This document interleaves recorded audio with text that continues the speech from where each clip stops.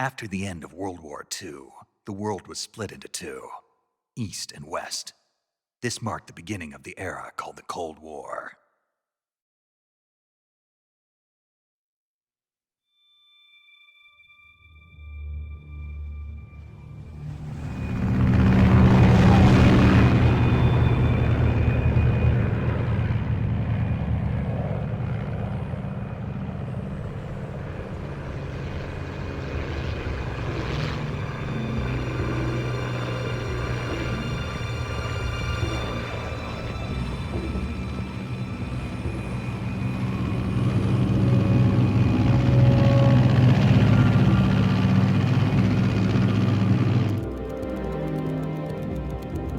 Pakistan, altitude 30,000 feet. Approaching Soviet airspace. 20 minutes to drop off. Commencing internal depressurization. Equipment check. Arm main parachute. All right. You ready to go? Drop zone still showing a high pressure mass. Cav okay. Good. We've got high visibility.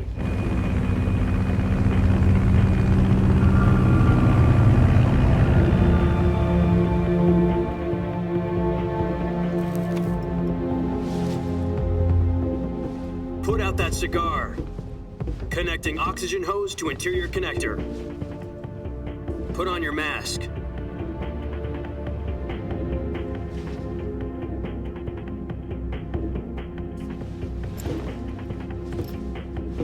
Does this panty waste know what he's doing?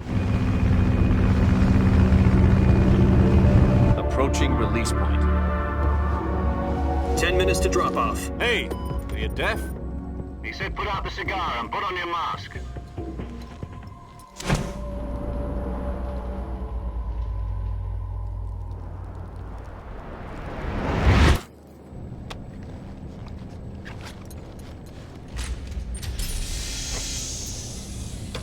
Depressurization complete. Checking oxygen supply. 6 minutes to drop off. Opening rear hatch.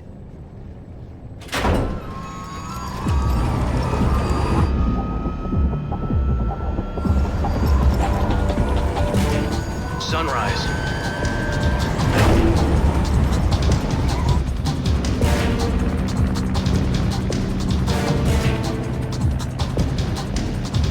External temperature minus 46 degrees Celsius. 2 minutes to drop off. Stand up. You'll be falling at 130 miles per hour. Try not to get frostbite from the wind chill. 1 minute to drop off. Move to the rear. Activate bailout model. This is one for the history books. The world's first halo jump. 10 seconds to drop off. Stand by. Status okay. All green. Prepare for drop off. Countdown. 5, 4, 3, 2, 1. Spread your wings And fly. God be with you.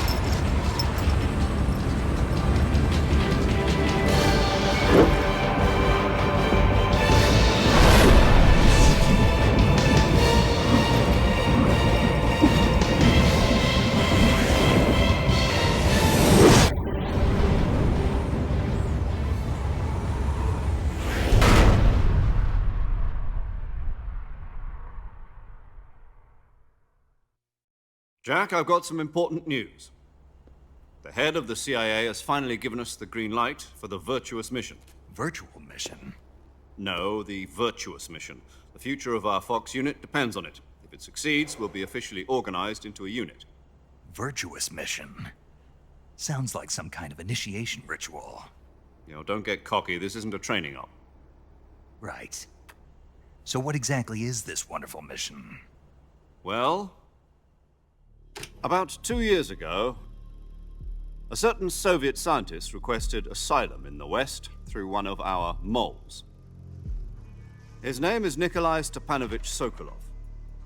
He's head of the OKB 754 Design Bureau, one of the Soviets' top-secret weapon research facilities, and the East's foremost expert on weapons development. Sokolov? Isn't he that famous rocket scientist? The very same. On April the 12th, 1961, the Soviets achieved the first manned spaceflight in history. The Earth was blue, but there was no God. Well spoken. The rocket that carried Yuri Gagarin into orbit was the A-1, known as the Vostok rocket. Sokolov is said to be the man most responsible for the multi-engine cluster used in that rocket. After Gagarin's flight, Sokolov left rocket development to become the head of the newly established Design Bureau. From a lowly technician to head of a design bureau, that's quite a success story, so why'd he want to defect? It seems he'd become afraid of his own creations. Afraid? Call it a crisis of conscience. And for that, he left his country and his family behind and went over the fence? Not exactly. One of his conditions was that his family was also to be taken safely to the west. We used a mole to get the family out first and succeeded in sneaking Sokolov over the Berlin Wall shortly afterwards. I was the one who conducted the operation. The security on the eastern side was still full of holes back then. Then what? We got Sokolov over in one piece, but the whole ordeal had left him exhausted, and we checked him into a hospital in West Berlin. It took him 2 weeks and more than 600 miles to get from the research facility in the Soviet Union to Berlin. He was in no condition to say anything coherent. And it was only a week later that we had something much bigger on our hands. The Cuban Missile Crisis. October the 16th, 1962, President Kennedy received word that the Soviets were in the process of deploying intermediate-range ballistic missiles in Cuba. The President demanded that the Soviets dismantle and remove the missiles. At the same time, he announced a naval blockade to prevent further missile shipments from reaching Cuba. But the Soviets didn't back down, instead placing their armed forces on secondary alert. Soviet transport ships carrying missiles continued on course towards Cuba. US and Soviet forces went on alert for an all-out nuclear war. Frantic negotiations were conducted through the UN's Emergency Security Council and unofficial channels to end the hair-trigger standoff. Finally, on October the 28th, the Soviet Union agreed to remove its missiles from Cuba, and so the world avoided a nuclear holocaust. But in order to get the Soviets to pull their missiles out, we had to make a deal. You mean the one where the US agreed to remove its IRBMs from Turkey? No. The Jupiter IRBMs deployed in Turkey were obsolete, and we were going to get rid of them anyway. They had no strategic value whatsoever to either the US or the Russians. The Turkey deal was a ruse, a cover story that was fed to the other intelligence agencies around the world. So what did the Russians really want? Sokolov. They wanted us to return Sokolov. You mean the Soviets pulled out of Cuba just to get their hands on Sokolov? That's right. What the hell was he working on? At the time, we had no idea. We were running out of time. It was either give up Sokolov or risk full-scale nuclear war. In the end, we had no choice. President Kennedy gave in to Khrushchev's demand. The next day, I got Sokolov out of the hospital, handing him over to agents on the eastern side. Sokolov kept on screaming, "Save me," until he disappeared from my sight. Then a month ago, we received some new information from one of our moles. About Sokolov? Yes. He was taken back to the research facility and forced to continue working on the weapon in question under KGB supervision. What's more, it's on the verge of completion. So what kind of weapon is it? Something to do with space rockets? No, missiles. Same technology. I guess you're right. We don't know the details, but it appears to be a new kind of nuclear device. For half a year now, the Soviets have been conducting frequent nuclear tests at Semipalatinsk. Something to do with the weapon, I assume. We're talking about a secret weapon so big that Khrushchev was ready to pull out of Cuba to get it back. Is Sokolov still in the facility? No. According to our intelligence, he's in Selinoyarsk, a place in the mountains about 3 miles to the west that's known as the Virgin Cliffs. The Virgin Cliffs. Nice name for a virtuous mission. They moved him there just recently. Why? Apparently, they're conducting a field test of the weapon, but it's our best chance to get him back. This mission would never have been possible if he was still in the research facility. This is our last chance. Sokolov must have known that too when he contacted us.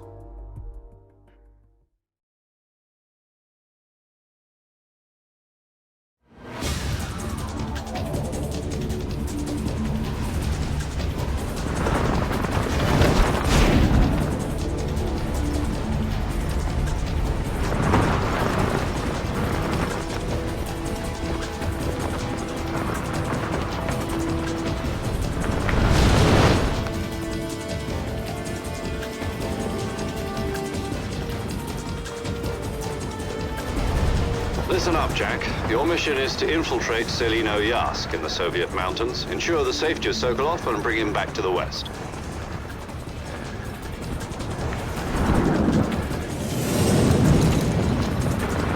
If we don't get Sokolov back before that weapon is complete, we'll be facing a major crisis.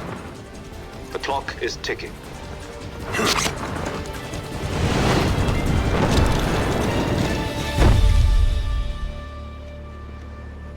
Once we've confirmed the rescue of Sokolov, stand by at the recovery point. A recovery balloon will be dropped at that point. Helium will be pumped into the balloon to inflate it. The process takes about 20 minutes. Once it's complete, the gunship's arm will latch onto the balloon and pull it up. The Fulton surface-to-air recovery system. I'm familiar with the theory. Take it easy. It's been combat-proven. Do you think Sokolov is up to it? The shock will be less than during a parachute jump, and the arm can handle up to 500 pounds. So you're planning on going over the border in a single combat Talon? She's equipped with two 6-barrel 20mm Vulcan cannons, as well as two 40mm machine guns. Sounds like she could hold her own against a battalion of tanks. Even with the fuel in the reserve tank, we're facing a 4-hour time limit. If all goes well, it shouldn't take more than a few hours. Home in time for dinner. But if anything goes wrong, you'll be eating dinner, breakfast, and all the rest of your meals in the jungle.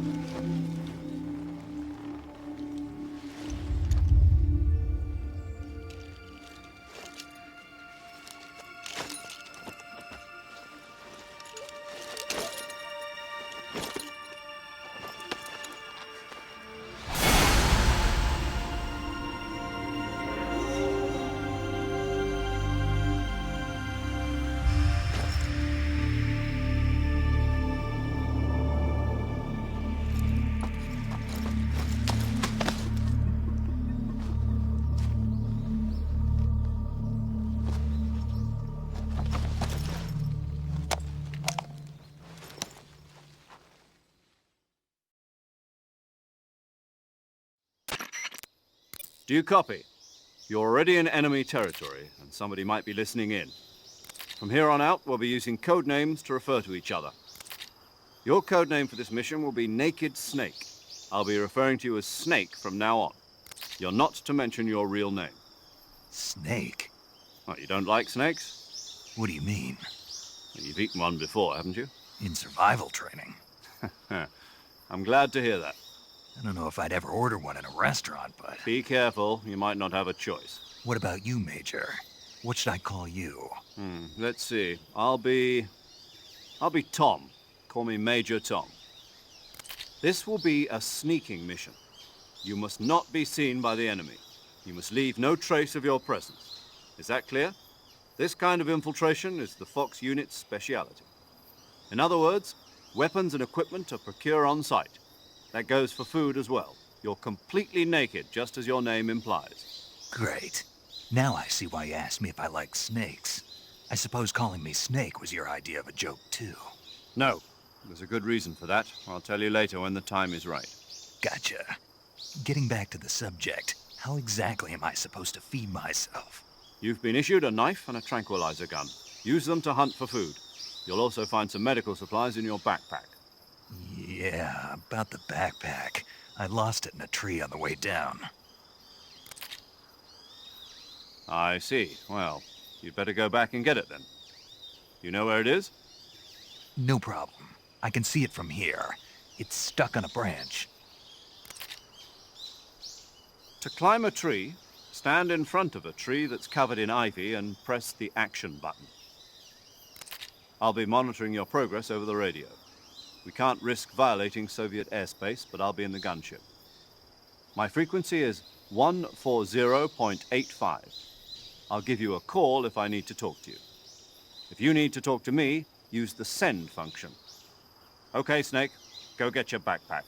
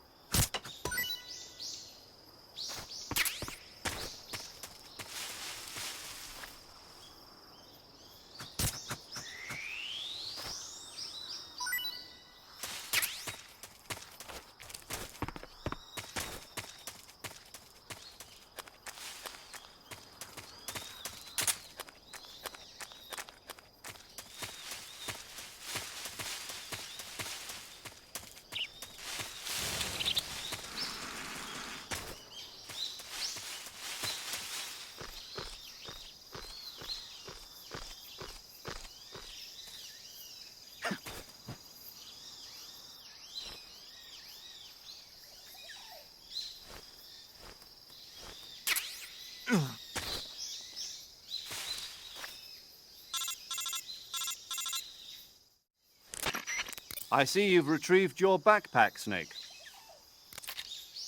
To equip a weapon, it's necessary to take it out of your backpack.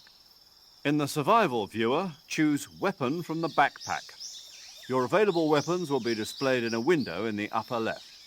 From that list, choose the weapon you want to equip and press the Enter button. For other equipped items, just do the same thing from Item. Got it. Use the survival viewer backpack. Yep, that's right. Survival is fundamental to this mission. After you've been out in the field for a while, your stamina will start to drop. If your stamina gets too low, it'll affect your performance. You won't be able to shoot accurately, for example, and your wounds won't heal as smoothly. Keep an eye on your stamina so you don't run out. To recover lost stamina, you can hunt for local flora and fauna. You can use either your tranquilizer gun or your knife to hunt. My only weapon is a Mark 22 Hush Puppy tranquilizer gun? That's right. It's been fitted with its own suppressor. However, the suppressor will deteriorate every time you fire. Once its durability reaches 0, the noise suppression effect will be gone.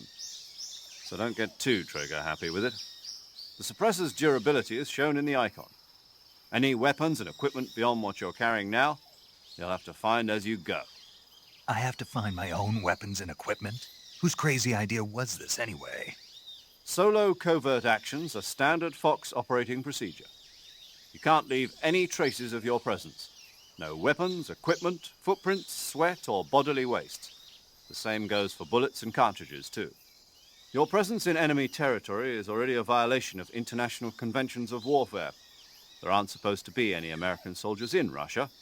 It could spark an international incident. You can't let anyone see you. You can't let the enemy know you're there. This is a stealth mission. You're a ghost, Snake, in every sense of the word. And there'll be no rescue if you're captured. The military and US government will deny any involvement in the affair. Then I'll just have to take care of myself, huh? I'm afraid so. You've been given a fake death pill for that purpose. SIS guidelines stipulate that soldiers on covert ops like this one be issued a potassium cyanide capsule. Tape it to your body so you can take it when you need to. How generous of you. Use it if you're taken prisoner by the enemy. It'll send you into a state of false death for a short time. Fooling them into thinking that I'm really dead. So, how do I come back to life? Just take the revival pill. You mean that thing they put in my tooth before the mission? That's the one. But be careful. If you remain in a state of false death for too long, nothing will be able to bring you back. Remember that. I'll keep it in mind. You said this was a solo mission, right? Right. I guess that means I can't count on any reinforcements. Correct. The mission rests entirely in your hands. A real one-man army. Relax. There's a support team ready to back you up over the radio. Who? I'll introduce them to you. This time, survival is of utmost importance. The first member of the support team will be in charge of monitoring your physical condition, acting as a medic, so to speak, as well as recording your mission data. She's a member of Fox as well, and she's here on the gunship with me. She? Hello, Snake. I'm paramedic. Nice to meet you. Paramedic. As in a medic who comes in by parachute. Aren't you going to tell me your real name? Are you going to tell me yours, Mr. Snake? My name, huh? It's John Doe. And they call you Jack for short. You're a regular Captain Nemo. A name means nothing on the battlefield. After a week, no one has a name. What's your name? Jane Doe. Very funny. I wasn't joking, but I'll tell you my name only if you manage to make it back alive. My frequency is 145.73. She's also in charge of recording your mission data. Whenever you want to save, send a message over the reserved save frequency, 140.96. So saving lets me record my mission data. That's right. It also records the state of your health. Good to know. There's one more person I want to introduce you to, Snake. Huh? Speaking of snakes, you remember the boss, don't you? A legendary soldier and your mentor. Actually, it was the boss that got the DCI's authorization in the first place. She's going to be serving as Fox's mission advisor. The boss is? She also helped me plan this mission. She and I were at SAS together. Jack, is that you? How many years has it been? Boss? That's right. It's me. Oh. Talk to me. Let me hear your voice. It's been 5 years, 72 days, and 18 hours. You've lost weight. You can tell just by the sound of my voice. Of course I can. I know all about you. Really? Well, I don't know anything about you. What's that supposed to mean? Why'd you disappear on me all of a sudden? I was on a top-secret mission. You didn't need me anymore. But there were still so many things I wanted you to teach me. No, I taught you everything you needed to know about fighting techniques. I taught you all I could. The rest you needed to learn on your own. Techniques, sure. But what about how to think like a soldier? How to think like a soldier? I can't teach you that. A soldier needs to be strong in spirit, body, and technique. And the only thing you can learn from someone else is technique. In fact, technique doesn't even matter. What's most important is spirit. Spirit and body are like two sides of a single coin. They're the same thing. I can't teach you how to think. You'll just have to figure it out for yourself. Listen to me, Jack. Just because soldiers are on the same side right now doesn't mean they always will be. Having personal feelings about your comrades is one of the worst sins you can commit. Politics determine who you face on the battlefield. And politics are a living thing. They change along with the times. Yesterday's good might be tomorrow's evil. Is that why you abandoned me? No, it had nothing to do with you. I already told you, Jack. I was on a top-secret mission. A soldier has to follow whatever orders he's given. It's not his place to question why. But you're looking for a reason to fight. You're a natural-born fighter, but you're not quite a soldier. A soldier is a political tool, nothing more. That's doubly true if he's a career soldier. Right and wrong have no place in his mission. He has no enemies and no friends. Only the mission. You follow the orders you're given. That's what being a soldier is. I do whatever I have to get the job done. I don't think about politics. That's not the same thing. Sooner or later, your conscience is going to bother you. In the end, you have to choose whether you're going to live as a soldier or just another man with a gun. There's a saying in the Orient, loyalty to the end. Do you know what it means? Being patriotic. It means devoting yourself to your country. I follow the president and the top brass. I'm ready to die for them if necessary. The president and the top brass won't be there forever. Once their terms are up, others will take their place. I follow the will of the leader, no matter who's in charge. People aren't the ones who dictate the missions. Then who does? The times. People's values change over time, and so do the leaders of a country. So there's no such thing as an enemy in absolute terms.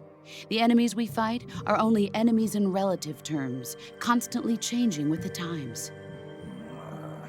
As long as we have loyalty to the end, there's no point in believing in anything, even in those we love. And that's the way a soldier's supposed to think? The only thing we can believe in with absolute certainty is the mission, Jack. All right, but do me a favor. What is it? Call me Snake. Snake. Oh, right. Your code name is Snake. It suits you well. That's right. The legendary unit that the boss put together during World War II was a snake. The Cobra unit, a group of heroes that brought the war to an end and saved the world. As long as you've got a legendary hero backing you up, you'll be fine. Isn't that right, Snake? Yeah, I can't think of anyone else I'd rather have with me. Oh, and one more thing, boss. Yes? It's good to hear your voice again. Same here. After all, who knows if either of us will make it out alive? Snake, you are always best at urban warfare and infiltrating buildings. But this is the jungle. Survival is going to be key. Those CQC techniques I taught you are sure to come in handy. CQC? Close quarters combat, huh? I've been in the Green Berets for the past few years. I'm probably pretty rusty. Not to worry. I'll be here to help you remember. After all, this is your first actual survival mission. I'll be supporting you over the radio. Where are you, boss? Next to the Major? The boss is communicating with us by radio from aboard a Permit-class submarine in the Arctic Ocean. My frequency is 141.80. Call me if you need my advice on battle techniques. Gotcha. Your mission is to retrieve Dr. Sokolov. Dr. Sokolov is being held in an abandoned factory located to the north of your current position. Avoid heavy combat and don't let anyone see you. Don't forget that this is a stealth mission. Snake, try to remember some of the basics of CQC.